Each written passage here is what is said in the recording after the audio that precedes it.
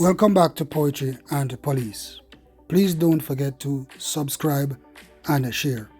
Hit that notification bell. Viewers and subscribers, what you are about to listen to is the story of a policeman, a dedicated, hard-working policeman, an uncorrupted policeman.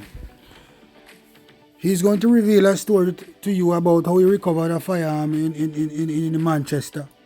And now senior officers of the Jamaica Constabulary Force, made a deal behind his back to sell his case for $3 million. Behind his back, people. The senior officers in the Jamaica Constabulary Force made a deal behind his back to sell his case for $3 million just because the politicians Dean Peart and his family was involved in the case. And by doing that, the policeman was in fear for his life because people would have believed that he had collected money to sell their cases when he was still persistent in sending the suspect to prison, or the accused to prison. And you will hear what unfolds in the policeman's story. You will hear the rawness. You will hear the evil of senior officers in Jamaica Constabulary Force. Some of the senior officers in the Jamaica Constabulary Force, because it's not all of them. You have some good senior officers who will never even think about doing that. A matter of fact, if them here say you sell a case, you're dead at prison. Those are the officers I like, because I am not selling any case, so I don't have to worry about going to prison for selling case, because I don't sell case. I don't have a case supermarket. But you have police officers in the Jamaica Constabulary Force who like a case supermarket. Them have them sell case on a regular basis. It's like they can't send nobody to prison. For them case file never complete yet. You know what I mean? Because them are set up to sell the case. Well, that never happened to me yet. I mean, they do them things yet. Anyway, we don't support criminals around here, and we don't support especially criminal and corrupt police officers around on this channel. So I want you to listen what this policeman have to say. Listen to this policeman video entirely, and then you will draw your conclusion and see the fear of some of these senior officers in Jamaica Constabulary Force and what they are capable of doing. Oh. Yeah, big man. So today, the corruption in the force, it never stops. And I'm going to share a story with you today. 2002 general election, with the Manchester work. Manchester to be exact. And we did some patrolling down in the Royal Frontier. When my election day this time, so everybody out and about in them colors. Everybody a move about who a go about legally and who a go about illegally. So we see a particular car and we stop the car. When we stop the car, we see the person in the passenger seat up front. We saw an object on the floor of the driver's side. So that alert my attention. So after we take them out of the vehicle, I ensure why they never have no weapon on them for armor or whatever. The first place we go over the driver's side. And when we look at the same object they see where the man show, which turned out to be a firearm.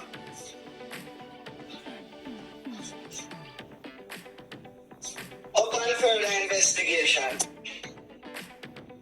the man who drive the car is the brother of Michael and Dean Peart. Michael Peart and Dean Peart. He was the driver. The gentleman that threw the firearm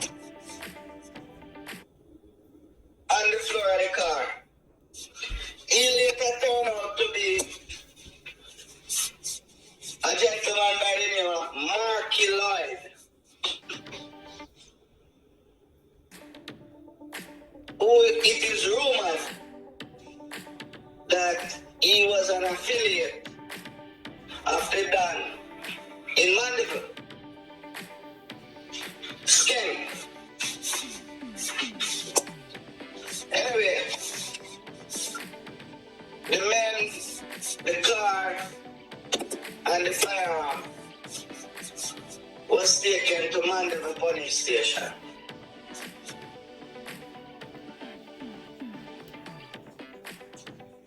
Both men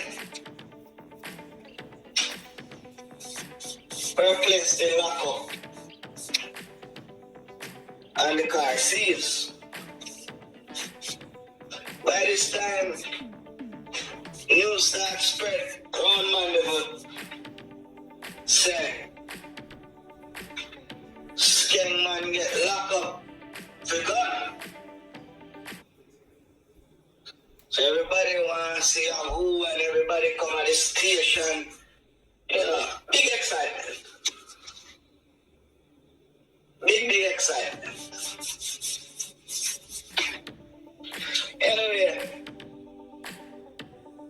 we do the normal procedure, documentation, whatever. And we continue on the roads. Lo and behold, by the time nightfall, we get information say Michael Peart and Deanie Peart brother, they call him Pooty. He live in Canada, but every election he come down and get trouble. I work for him brothers. Right? You know, up and down in the Mandeville area, the entire Manchester. Because both his brothers were member of parliaments in Manchester. Alright? Deanie Peart was in Malgully area, whatever part of Manchester that is. And Michael Peart, South Manchester. So, as I was saying, by nightfall, the car was released by some corrupt police from Mandeville. And also, Pooty, the brother of the Pearts, was also released without our knowledge. Only Marky Line was left in jail. Anyways, I asked my senior officers at the time to deal with the situation. As to what transpired, I don't know. But all I know, car release, man release. That I didn't pay, brother. The only thing was left was the firearm and the man who we actually charged, which was Marky Line, and they couldn't touch that.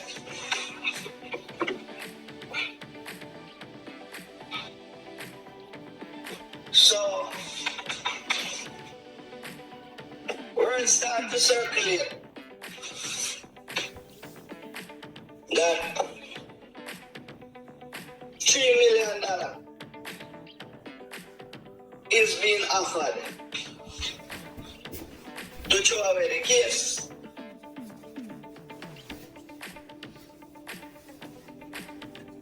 Who them offer that to? I know me. Because when me find man with gun, are two things. Prison or Matcha Lounge.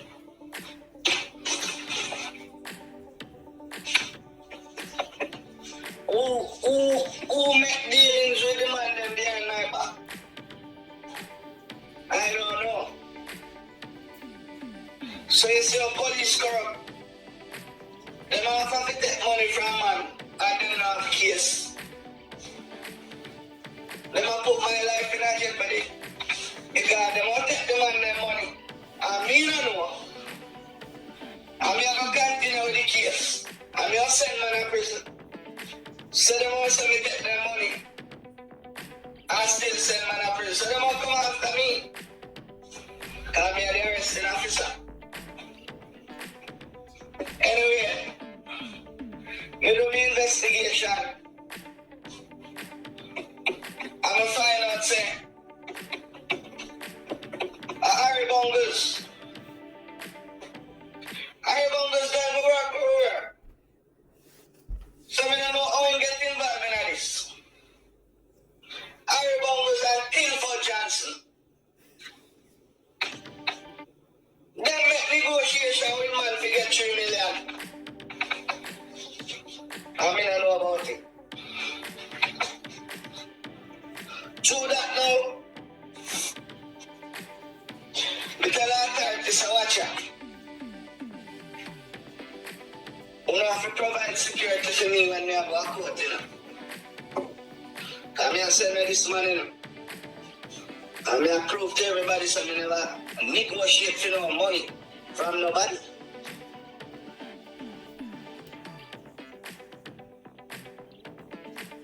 Them assign me a car and a sergeant of police to take me to court all the time. I was in Kingston at the time and I had to go to Mandeville for court. So every time I go to court, I couldn't drive my private vehicle. A radar car was assigned to me and a sergeant every time. The lawyer for the gentleman was one Godfrey, one of the best lawyers in central Jamaica. Go court 1 time, go court 2 times, go court 3 times, and I think after the 4th time, Mark Elliott was convicted. 10 years for the firearm and 7 years for the ammunition. So a total of 17 years.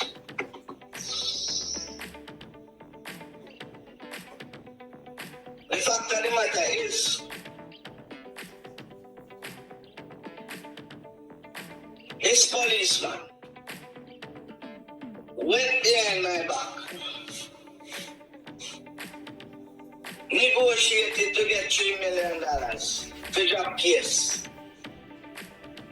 He listened up to me. I don't know what is going on. And whether he listen up to me or not, me and a corrupt cops, so I'm not saying no case. I'm not going to police work for that. I'm going to police work for rid the streets of Jamaica of criminals, nasty kind of boy, who wreak havoc in our society. Because the same man,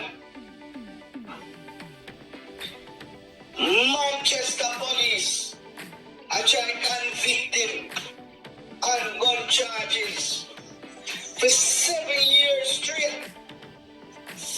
And they couldn't convict him because every time they collect money and let him go. Every time they collect money and let him go.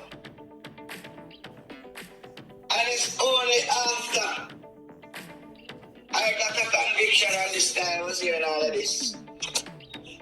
17 years in get. Right?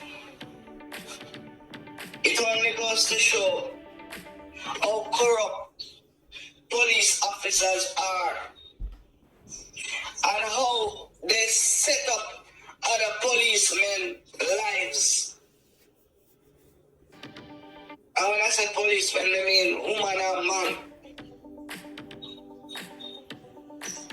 Right? Police go behind police back and do things and make it look like other police do it. Right? And for a man who is in the officer rank, one would believe that he's upstanding and would be setting an example.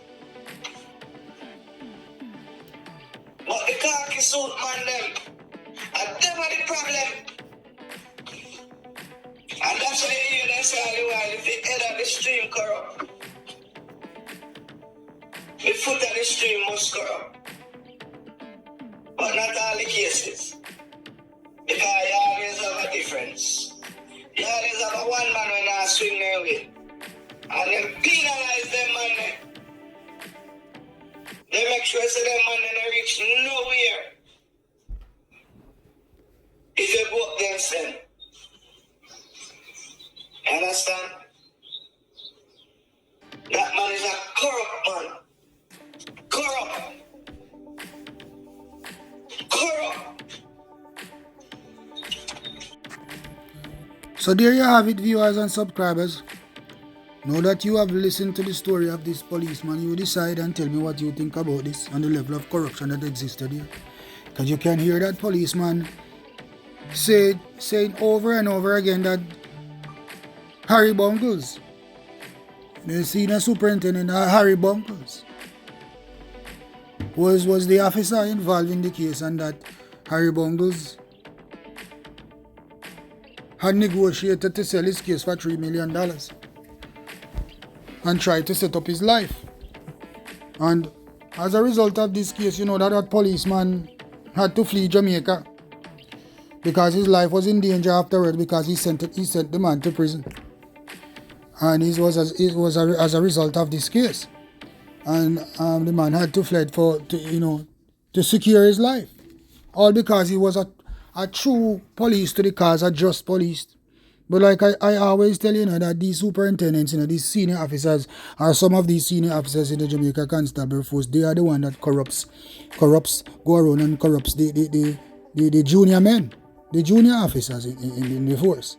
Because the same experience that this policeman have, I have had it before. I have shared that. I share the experience with him, I had a case like that too, where the senior officer took over the case. As a matter of fact, he did not took over the case. He was working in the background and undermining everything that I was doing as it relates to the case. And when the suspect were held, he went behind my back and released the suspect and collected money. And there was a car in the thing, just like this officer's case. And a civilian had contacted me about it and tell me that the senior officer sold the case and that the man is trying to reach out for me to give him back the car and get some money. And I did not do that, and then the senior officer intervened again and handed over the car behind my back without my knowledge. And when I went to the station, the car was not there. And when I went back on the street, that civilian, I saw the civilian again who told me that, how the hell you make that man sell your case twice? So, while when this is going on, a civilian was aware of everything that was going on, because the civilian was friend to the man that was supposed to be arrested, that a warrant was out for, that the senior officer released and collected money, and then the senior officer handed over the car that was seized. And this was a case in which the occupants of a car tried to kill Cowboy and escaped, and Cowboy sent over the message over the radio waves, and we intercepted the message, and we were in the area, intercepted the car, and a shootout happened, and the car was crashed along Langard Avenue, and the suspect escaped, leaving a 45 magazine with some rounds. And we tracked the car to a certain place, and when I went there, the certain senior officer was already there and left his card with the man who owned the car, the man that the car name was. But you know what, I will give this story to you in another video. I won't take away anything from this policeman's story, but just wanted to tell you that I have been through the same thing. And even after that case, the senior officer made sure that I was not promoted. You know what I mean? So, I'm actually stepping on my career neck after that, because he realized I was not working with him. Because them feel you out, Especially when them new in your division, them feel you out and see if you're corrupt and if you will sell case and if you will do certain things, or if you will do them bidding, then them have you under their arms, or them soldier now where them will promote you and things like that. But when them realize that you are not that type of police, them keep you aside and then promote you and them send you certain places to work. So it go. But people, these are the evils that exist in the force where I want the commissioner to take out of the force now. I need the commission to investigate these senior policemen in the force and remove them from the organization. Because at the head wag the tail, you know. The head of the dog wag the tail, not the tail wag the head. And then, so if you not fix the head, then the tail not go fix. So Commissioner of Police, Mr. Blake, this is the first thing that you need to do. That is the first thing that you need to work at. You need to talk to the junior police officers and you need to collect information. You need to have a team of investigators to find out all of these corrupted senior officers and have them removed promptly. Let them resign in the interest of the public. If I even suffer take out embarrassment out of the force's eyes. But something needs to be done, Mr. Commissioner. Mr. Blake, something needs to be done, sir. I know you are a decent man. And for myself, I fear for you. And I don't want you to be surrounded by criminals because it will mar your name, sir. It will mar your good name, sir. So you need to remove these criminals from around you. Because you don't know what they are planning at this moment. They could plot it to take your life at this moment. So you need to get rid of these criminals around you. You need to have a special investigation body to remove these officers and find out what they are into. Mr. Blake, I'm asking you, sir. I'm telling you.